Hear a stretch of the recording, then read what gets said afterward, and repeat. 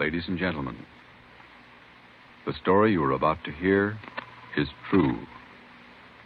Only the names have been changed to protect the innocent. Dragnet.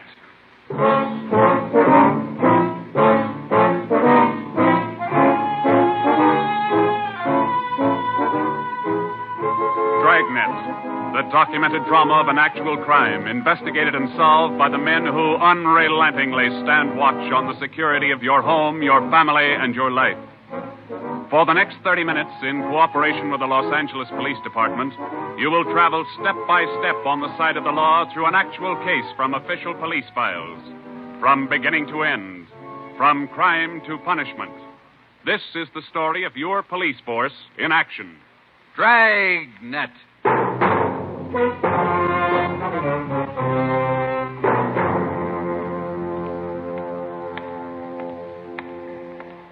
It was Tuesday, March 25th. It was cold in Los Angeles.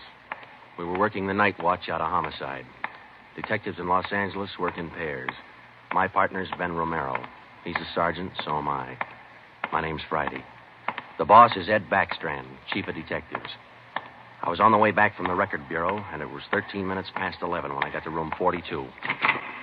Homicide. That's a hot shot. Somebody grab it. I got it, Ed. At 1245 East O'Henny Street, 1, 2, 4, 5. two officers shot. At 1245 East O'Henny Street, two officers shot. What have you got, Friday? Read it. 2 officers shot.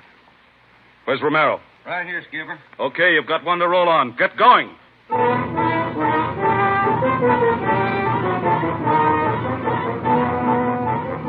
Both Ben and I knew where we were heading. We'd recognized the address. It was the Trapdoor Cafe, a joint in the south end of town that did business with a pretty rough crowd. 13 minutes later, we pulled up in front. 2 patrolmen had the crowd pretty well pushed back. There was a cruiser car in front of the cafe. The car door was open, and an officer was sprawled across the seat. He was conscious but weak, and one of his pant legs was pretty red. Hello, Sarge. Hi, how you doing? I've done better. Yeah, well, what happened? Williams and I were cruising. We've been keeping an eye on this cafe lately. Tonight we decided to take a look.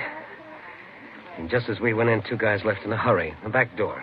We followed them out into the alley. It was dark out there, and I called to them. I said, hey, fellas, just a minute. I want to talk to you. They stopped? I'll see. One of them whirled. He had a gun in his left hand. He shot both of us. Left hand, huh? Williams went down and out. I went down, but I took a shot at them. No effect. Then I started crawling out here to the car so I could call in. You started crawling? Yeah. Wait a minute, Emerson. Weren't there any people around by that time? Oh, yeah. Quite a few ran out after the shots. You mean nobody would help you to the car? That's right. Did you get a good look at either of the gunmen? Well, one of them was tall. I think he was a redhead. There was something funny about his nose. That's all I saw. It's too dark out there. Williams was closer. I think he got a good look. Joe, the other officer, Williams. He's in pretty bad shape. Is he breathing? He's still alive, Emerson. I don't know how much time he's got. Ambulance? On the way. Okay, let's round up all the men who are in the cafe. We're taking them in.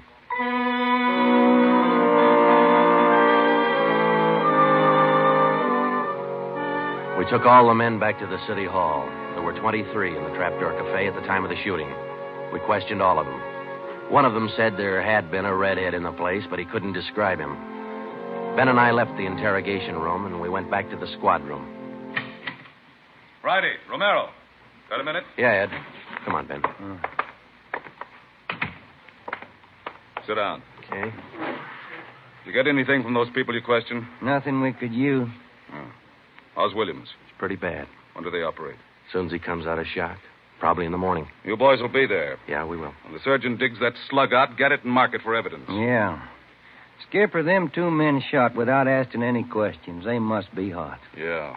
Same thing occurred to me. When we get that slug, the ballistics can tell us whether that gun's been used on other jobs. We got enough of their modus operandi to have the statistician give us a run-through on the IBM now. One of them is left-handed, and he shoots quick. Okay, be in surgery tomorrow morning at 9.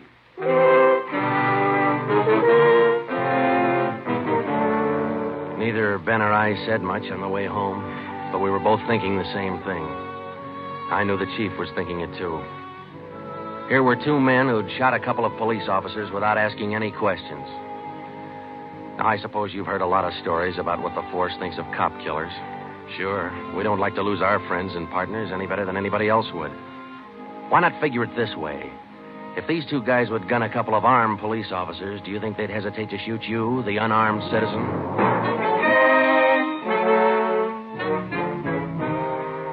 The next morning at 9 o'clock, Ben and I had scrubbed up and we were in surgery. Williams was on the table. The surgeon started in. A lot of minutes later, he got the slug. As for Williams, they took out 7 feet of his intestine and said he might pull through.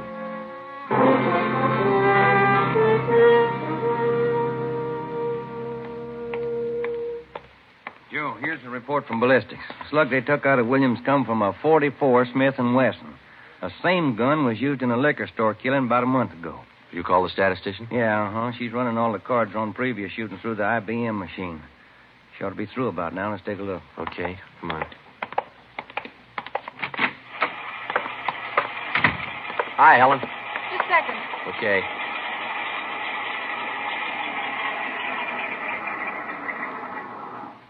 Well, that's it for you. These cards will give you all the shootings pulled by 2 men on foot who shot quick, one of them left-handed. Right. They're all yours. You sure can tell a lot from just a bunch of little holes in these cards, can't you? I can't, but this IBM machine can. It never ceases to amaze me. Okay, shall we check the cards, huh? Yeah, sure.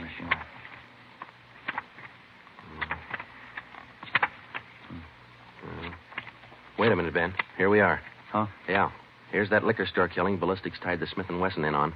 Same gun that Emerson Williams was shot with? Well, it checks out. The liquor store was in the same neighborhood as the Trapdoor Cafe. Same gun, huh? Got to be. How long ago? A month ago, yeah. Ben, take the DR number off this card and let's pull the crime report on that job.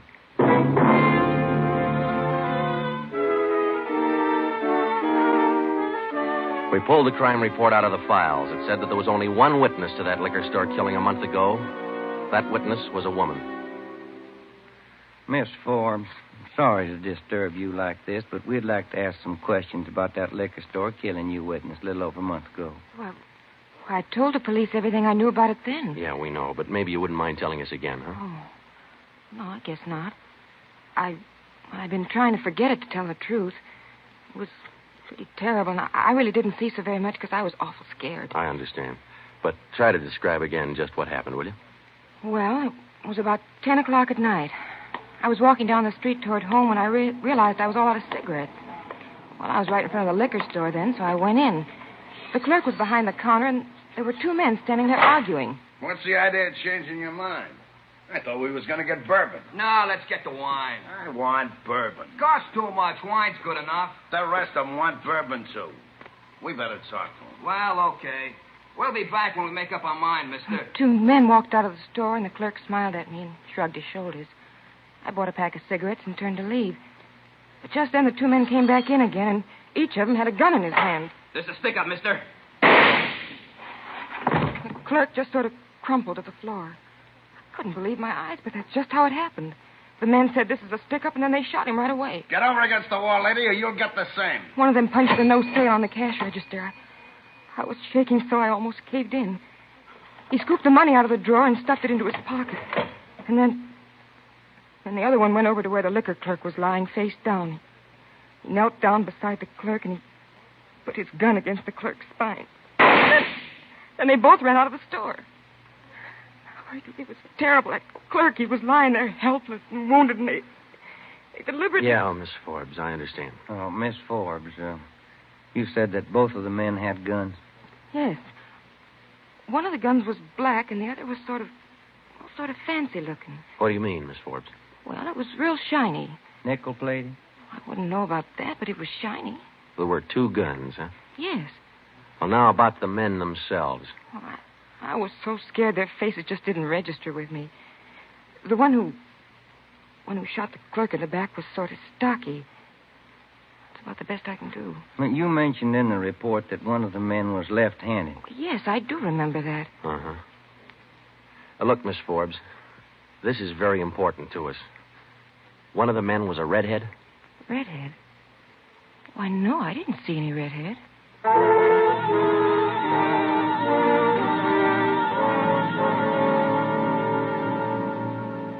Skipper, me and Joe's run right smack into a stone wall on this thing. What's the complication? Well, there's more than one, Ed. In the first place, we know that the .44 Smith & Wesson was used in both shootings, but the descriptions of the men involved don't check. Police officer Emerson said he thought the man that shot him and Williams outside the Trapdoor Cafe was a tall, left-handed redhead. Said there's something funny about his nose. You think Williams got a better look at him? Well, probably did, but Williams isn't strong enough to talk yet. And a girl that witnessed the liquor store killing a month ago said that one of those men was left-handed. But she said neither of them was a redhead. And on top of all that, now we've got 2 guns to worry about. The girl mentioned 2 guns, so we checked the autopsy report on that liquor clerk. And, Ed, the bullet that actually killed him came from a .32-20, not a .44 Smith & Wesson. That fact didn't get any publicity at the time, did it? No, it didn't. Okay. We won't give it any publicity now either. With a lowdown, it's just the .44 Smith & Wesson we're after. Because if whoever owns the .32-20 finds out it's hot, we'll never get it. Anything else? Well, we sent teletypes to all outlying stations in neighboring cities. Told them that if they get any red-headed suspects, no matter what charge they got them on, to hold them for questioning. Yeah.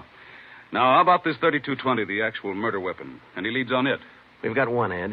We've been checking the records, and we discovered that 4 hours after the liquor store killing, a taxi driver in the neighborhood was shot and robbed. Slug was pretty well matched, but there was enough to tell it was from a .32-20.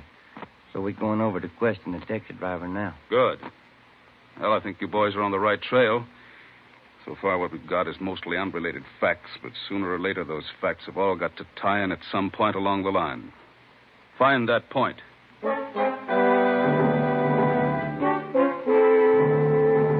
Yeah, find the point. Find the tie-in. Well, Ben and I went over to see the taxi driver, a guy who was living on borrowed time. Yeah, it was about 2 o'clock in the morning when it happened. I got a call to pick up a fare near 105th and Avalon, you know. Yeah. Mm-hmm. Well, I got there. Somebody came over, pulled open my cab door, and said, "This is a stick-up." Then blew it. You let me have it. Just like that, huh? Yeah, just like that. Same deal as others, Joe. Itchy trigger finger. Yeah. Did you get any kind of a look at the fella? Look, no, it's too dark. Uh-huh. Hey, according to the report, you got shot in the chest. Yeah, that's right. Oh, you're maybe wondering how come I'm still alive, huh? I'll tell you, pal, it's like something you'd see in a bad movie, you know? I'm carrying a few silver dollars with me, 9 of them to be exact. So I decided to stick them in my breast pocket. Well, mister, that just saved my life. The slug hit them silver dollars. It's one for the book, huh? Yeah, you said it. Well, thanks very much. Say, incidentally, we had a little trouble finding you today. You weren't at the stand you operated out of last month. Well, look, I'm not only not at my usual stand, I'm not driving a hack no more. Oh? Look, after what happened, are you kidding? No, I don't want to push my luck any further than it's been pushed. Yeah, I figure I had it, you know?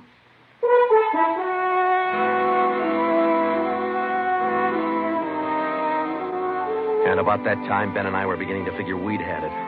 We were getting nowhere fast. We had a few informants nosing around, but so far they hadn't come up with any leads.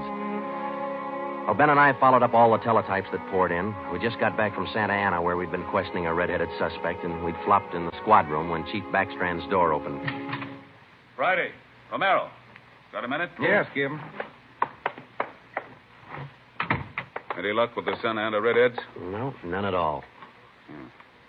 I guess you haven't heard the latest. We just now got back in town, Skipper. Early this morning, another cab driver got shot. What? Yeah. Man came up to his taxi, opened the door, said, "This is a stick-up," and shot him. Bullet went through one leg and into the other, but the driver managed to start his cab and drove over to a cafe. He called in from there. Boys recovered the slug? Yeah. It came from the same .44 Smith & Wesson that was used in the other 2 jobs. The cab driver get a look at the gunman? Yeah, briefly. Was it the redhead? No. Well, the stocky guy. He wasn't redheaded and he wasn't stocky. That's all the driver knows. Well, that's great. Skipper, this is beginning to sound like a gun of the month club. You reckon somebody's renting them guns out? Well, they're passing the guns around all right, but I think they're working together. The way they operate indicates that. Yeah, the trigger-happy routine. Killing is apparently more than a business to them. It's pleasure, too. That's why we've got to get to them fast. Come over here. All right. Come on, Ben. Here. Take a look at this map. Uh-huh. Here's the Trapdoor Cafe, and over here's the liquor store. And down here is where the first cab driver got shot. Mm-hmm. Right here's where the second one got it. All of the shootings have taken place within an area of 10 square blocks. Okay. Tonight we're going to throw a blockade around that whole area. Good. It'll go into effect at 10 p.m.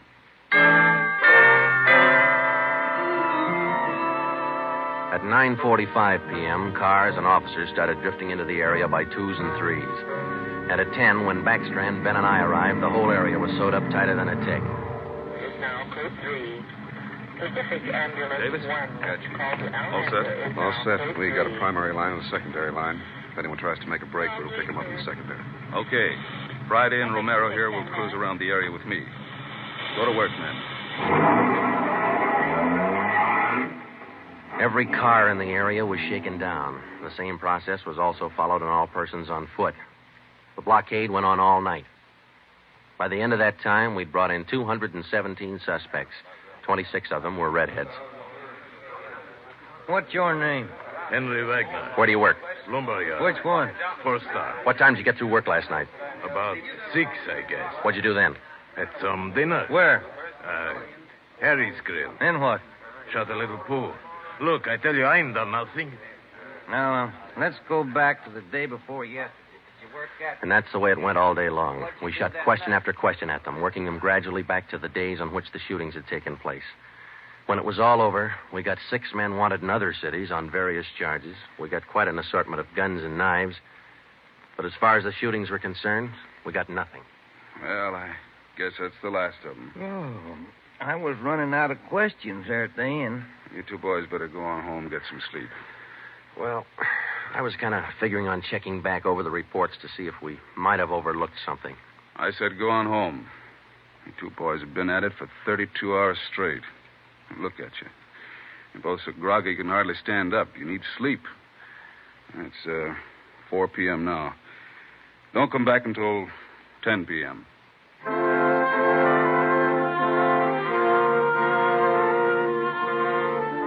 When I walked into the squad room at 10, Ben was already there. An informant had just phoned in a new lead. He told Ben he'd heard about a gang that had been hanging out down around the DeVere bungalow court in the south end of town. We knew that the DeVere was close to the Trapdoor Cafe, so we went over to talk to the manager. Joe, I've been meaning to ask you. You checked on how Williams is getting along? Yeah, I did. I called the hospital this afternoon. It's going to be all right. Oh, that's fine. Well, here we are. Yeah, manager's office. Still got a light on.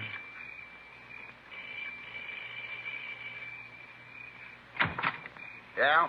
I'm Sergeant Friday, police. This is Sergeant Romero. Yeah? We'd like a little information. Why, sure. Come in. Thank you. What can I do for you? Well, did you hear anything about a gang that hangs out down around here anywhere? Gang? Why, no. How about your tenants here? Any of them ever been in trouble, to your knowledge? No. This ain't exactly the best neighborhood in town, but we try to keep things under control. Once in a while, one of them will get out of line, but when that happens, we heave them out of here. You heaved anybody out lately? Yeah, I did. Fellow and his wife a few weeks ago. They had a fight in one of the bungalows. She took a shot at him, but she missed. Party by the name of Stuba, Carl Stuba. What did this Stuba look like? Oh, sort of tall, skinny. Was he a redhead? No. Now, we'd like to take a look at that bungalow that he lived in. Sure. Help yourselves. Down the end there, number 5. Still vacant.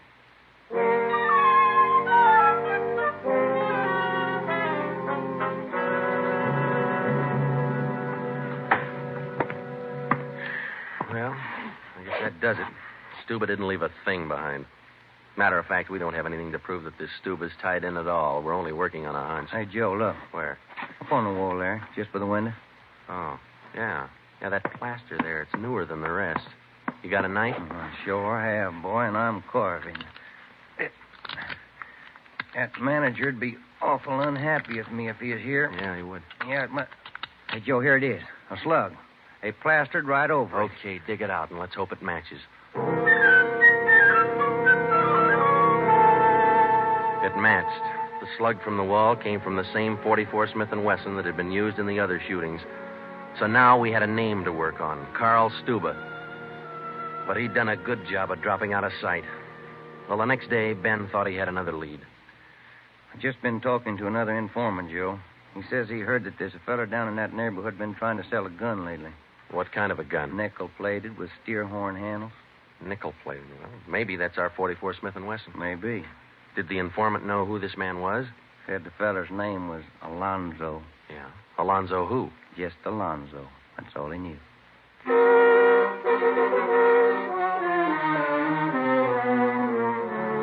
So now we had two names, Stuba and Alonzo, but no men to go with them. So we went back to making the rounds of the substations, interviewing red-headed suspects. We took a few of them to Williams, who was home from the hospital by now, but he couldn't identify any of them as the man who shot him. Still, we kept checking. Finally, we got around to the 77th Street station.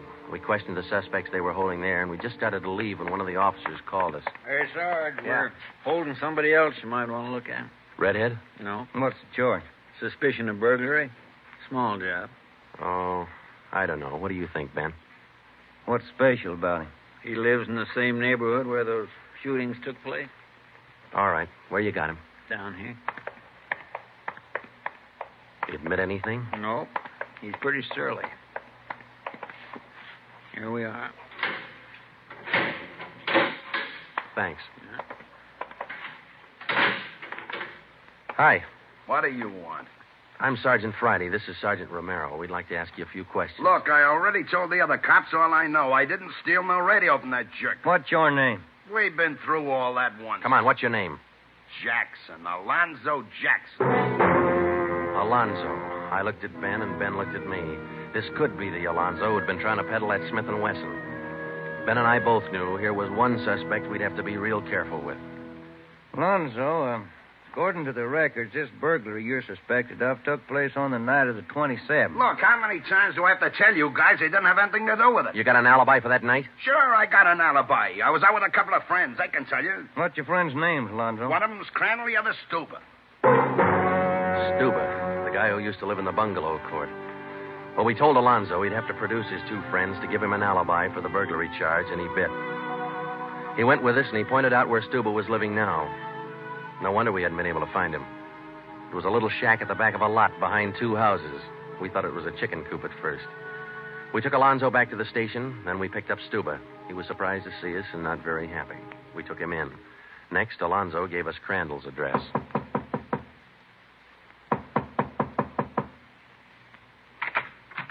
Yeah? Mr. Crandall in? No. Will he be back soon? I don't know. Who are you? Sergeant Friday, Sergeant Romero, police. What do you want with him? Oh, nothing important, lady. We just wanted him as a witness. Oh. Well, I don't know just when he'll be back. Probably an hour or two. Okay, thanks.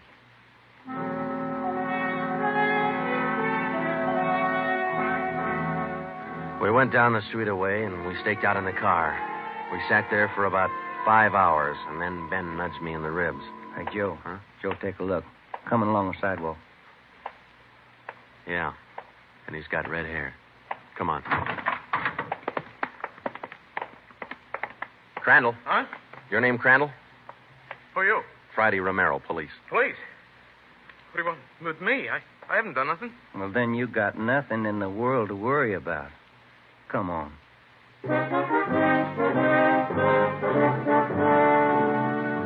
We questioned Crandall for an hour, but he wouldn't give an inch. Denied everything. Then we put him in a car, and we drove over to Officer Williams' house. I left Ben in the living room with Crandall while I went in Williams' bedroom. Hello, Sarge. Hi, Williams. How you doing? A little better, I think. That's fine. Look, we've got another redhead outside. Bring him in. Okay. All right, Crandall, come on in here. Who's in there? Why'd you bring me over here? Come on in here.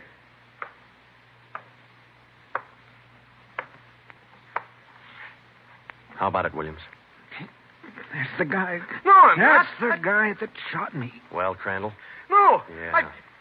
It was an accident. I didn't mean to shoot him. It was an accident. Once Crandall got started, he talked his head off.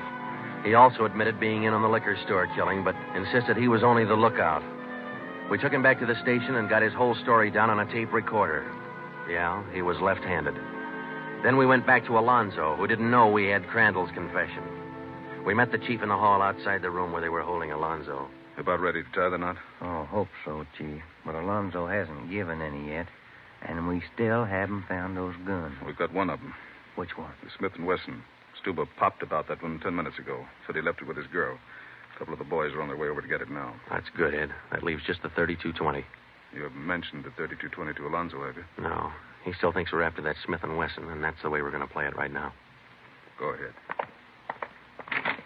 Look, how much longer are you guys going to hold me here? Didn't you check with those friends of mine? Alonzo, we got a tip that you've been trying to sell a gun lately. A gun? Yeah, 44 Smith & Wesson. Oh. No, it's not true. That Smith & Wesson's been used in a couple of robbery jobs this month, and we think it's your gun. That's a lie. Any proof of that? Why, yeah. Sure, I got proof of that. I used to have a gun, but it wasn't a Smith & Wesson. Look, if I tell you where it is, that ought to convince you, shouldn't it? It'll help things. Okay. I sold it to a neighbor of mine. He gave me $7. I'll give you his address. You sure it's not a Smith & Wesson? Sure, I'm sure. It's a 3220. Yeah, it worked. We went to the neighbor's address, and he admitted having bought the 3220, but said he lent it to a friend who'd never returned it. The friend had hocked the gun to a barber. The barber gave him $15 and a haircut for it. We finally got it from the barber, and we came back to the station. I'm all set, Joe. I'll be in the next room. Just give me the nod. Okay. Hello, Alonzo. Hey, you got the gun. Yeah, we got the gun. Well, now maybe you'll believe I'm on the level. Okay if I go now? I guess we won't be able to hold you here much longer. You can say that again, brother. You could have saved a lot of time if you'd have listened to what I've been trying to tell you all along. I guess you're right, Alonzo. Sure, I'm right. You know, you guys would be a lot better off you believe guys like me the first time we tell you something. But on the liquor Instead store of job, running- I was only a lookout. I was outside. Huh? It was the other two who pulled that one. Stuba and Alonzo. Alonzo killed the clerk. Hold it, Alonzo. Dirty, All right, Alonzo, that's enough. Now, come on, how about it? Now, what's the use? All right. That's like he said. Okay, Ben, bring the recorder in here. Alonzo's ready to make a record now.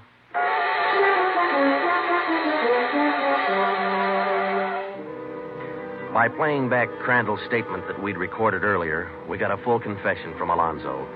We took the three of them out and had them reenact the 4 shootings, and we photographed it on sound film. Crandall, the redhead, was the one who'd shot the 2 police officers, but he was only the lookout for the liquor store killing, which explains why the girl witness didn't see him in the store. Stuba and Alonzo were the ones who pulled that job, and Alonzo, the worst of the bunch, was the one who put the 3220 against the spine of the wounded clerk. The 3 of them took turns at shooting the cab drivers and robbing them. That accounted for the mixed-up descriptions, including all that left-handed business. 2 of the 3 suspects happened to be left-handed. Well, that was the crop. Crandall, Alonzo, Stuba. 4 shootings, 3 robberies, 4 attempted murders, 1 murder. The 3 men were tried and convicted. They're all in the state penitentiary. Crandall's there for life. Alonzo and Stuba, they'll be executed next week. File it, will you, Ben?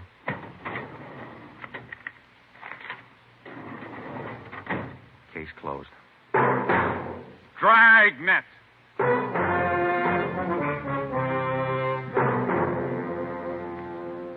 The story you have just heard was true. Only the names were changed to protect the innocent.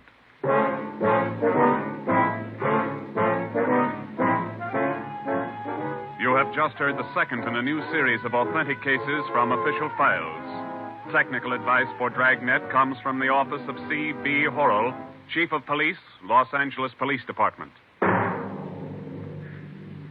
Tonight's program is dedicated to Radio Officer Delmer E. Cook of the Los Angeles Police Department, who, on the afternoon of December 6, 1948, gave his life so that yours might be more secure.